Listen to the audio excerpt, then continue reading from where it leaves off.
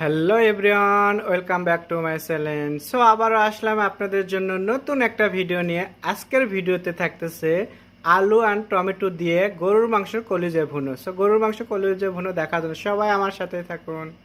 অনেক বছর পর আজকে আপনাদেরকে দেখাবো আমি গরুর কলিজা ভুনো করে। সো গরুর কলিজাটাকে আমি এখানে আগে একটু হলুদ আর লবণ দিয়ে সিদ্ধ করে নিচ্ছি।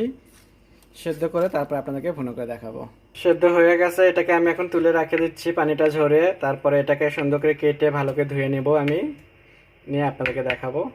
সো আমার কলিজাটা ঠান্ডা হয়ে গেছে, এখন আমি এটাকে কেটে নেব। বিসমিল্লাহ, সুন্দর করে আমি এটাকে কেটে কেটে নিচ্ছি।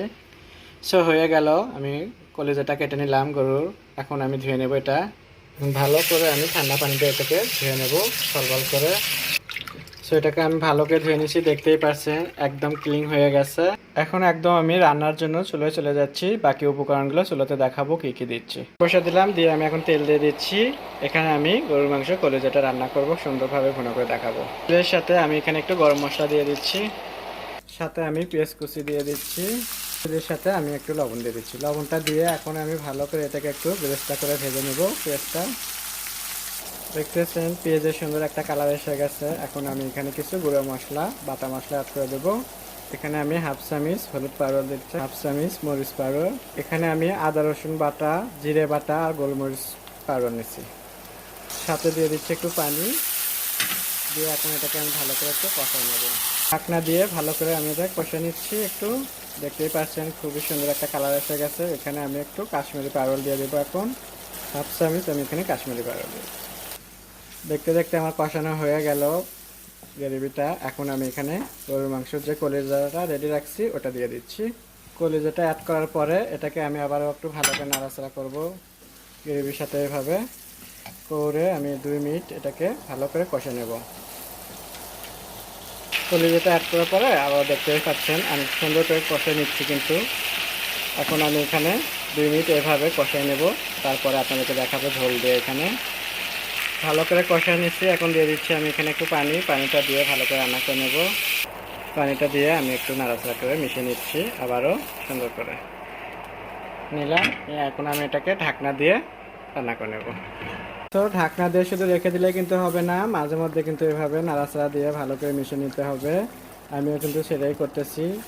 দেখতেই পাচ্ছেন খুবই মজাদার একটা রান্না করে দেখাচ্ছি আপনাদেরকে। এটার জন্য আমি বাকি যে উপকরণগুলো দেবো সেটা একটু রেডি করবো। এখানে আমি আলু আর টমেটো দেবো। সো এখন আমি ওটা রেডি করে নিচ্ছি। সো এখন আমার রেডি করা আলুটার আমি এখানে দিয়ে দিচ্ছি। আলু তো মজাদার অনেকে আছেন যে আলু ছাড়া হয়তো বা কলিজা ভুনোটা করেন আপনারা। সো আমি আপনাদেরকে এর পরের ভিডিও যখন দেখাবো তখন আমি আলু ছাড়া ভিডিও ভুনো করে দেখাবো আপনাদেরকে। আজকেটাতে আলু আর টমেটো দিয়ে দিচ্ছি। সো আমি প্রতিটা মুহূর্তে নতুনভাবে আপনাদেরকে রান্না করে দেখাতে পছন্দ করি, সেই জন্য করে নতুনভাবে আমি রান্না করি। দেখতে দেখতে এখানেও কিন্তু আমার আলু কলিজা ভুনো কিন্তু হয়ে গেছে। এখন আমি এখানে একটু টমেটো অ্যাড করে দেবো। আলুটাও মোটামুটি সিদ্ধ হয়ে গেছে, আর টেস্টটাও খুবই সুন্দর আসছে। দেখলাম আমি টেস্ট করে, খুবই মজাদার। সো যখন আপনারা ঘরে এরকম রান্না করবেন তখন অবশ্যই তেল মশলা একটু কম করে দিয়ে রান্না করবেন, দেখবেন যে খেতে স্বাদ অন্যরকম হয় তেল মশলা কম দিলে। টমেটোটা দিয়ে নাড়াচাড়া করে এখন আমি এটাকে 2 মিনিট চুলার উপর রাখবো ঢাকনা দিয়ে। কি দেখতে দেখতে আমার কলিজা ভুনো হয়ে গেল রান্না। সো আশা করি আপনাদের ভালো লাগবে। আপনাদের যদি ভালো লেগে থাকে তাহলে বাসায় তো অবশ্যই এভাবে ট্রাই করে দেখবেন রান্না, খুবই মজাদার। এটা দিয়েই কিন্তু আপনারা 2 প্লেট ভাত খেতে পারবেন। সো প্লিজ আপনারা বেশি বেশি করে আমার ফেসবুক পেজে লাইক করবেন কিংবা ইউটিউবে দেখবেন। সো আশা করি আপনারা আমার নতুন নতুন ভিডিওগুলো দেখার জন্য অপেক্ষায় থাকবেন। সবাই ভালো থাকবেন, আল্লাহ হাফেজ।